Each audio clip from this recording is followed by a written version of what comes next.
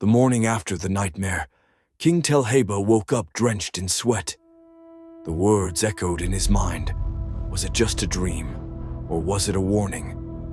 He summoned his royal priest and advisor, Kabui Salang Maiba, a wise man known for his mystical visions. "Tell me, Maiba," the king commanded, his voice uneasy. "What does my dream mean?" Kabui Salang Maiba closed his eyes, murmured an ancient chant, and threw sacred bones onto the floor.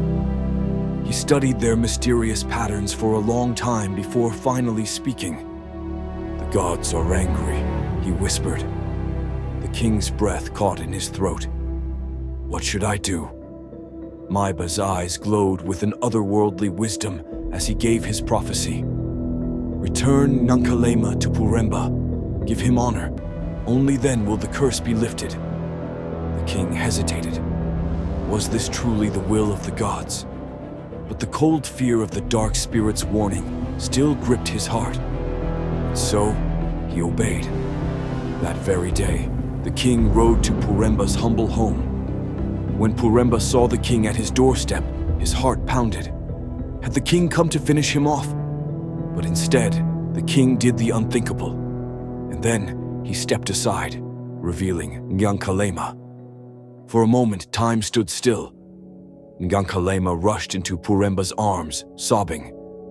Puremba, overwhelmed, knelt before the king. "I accept your offer, my king." The next day, Puremba walked into the palace, no longer a poor villager, but a respected warrior. He was introduced to his new colleagues, Epu Thonglan, a skilled strategist and loyal royal advisor, Kabui Salang Maiba, the wise priest, the man who changed his fate. Time passed, peace returned, the land healed. And then, joy struck. One night, a baby's cry echoed through the house of Puremba. A daughter was born, a grand festival in the village. People dressed in colorful traditional attire, dancing and playing drums, as Puremba and Ngankalema sit with their newborn child in their arms. And he named his first child Kamnu.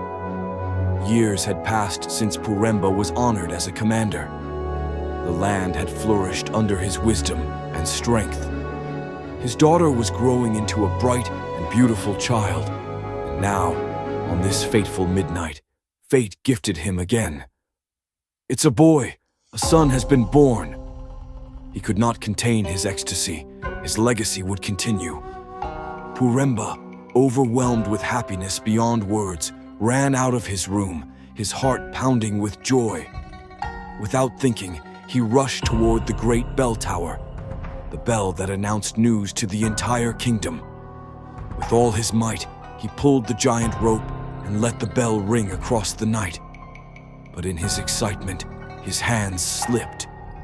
The bell did not chime the melody of celebration. It rang the dreaded sound of invasion. The king awoke with a start. The war horns were blown. Soldiers lined up at the gates, ready to face an invisible enemy. King called for an urgent meeting. "Find out who rang that bell. If it was a mistake, they will be sentenced to death." His voice was cold, deadly, as the ministers and commanders searched for the truth. And then, they found out the truth. It was Puremba. A celebration had turned into a death sentence. Everyone in the court gasped. He was supposed to ring the happiness bell, but he rang the war bell instead. Now the question is, would the king execute the man who once saved his kingdom? Would the gods allow such a fate? Or was this another test, another curse waiting to unfold?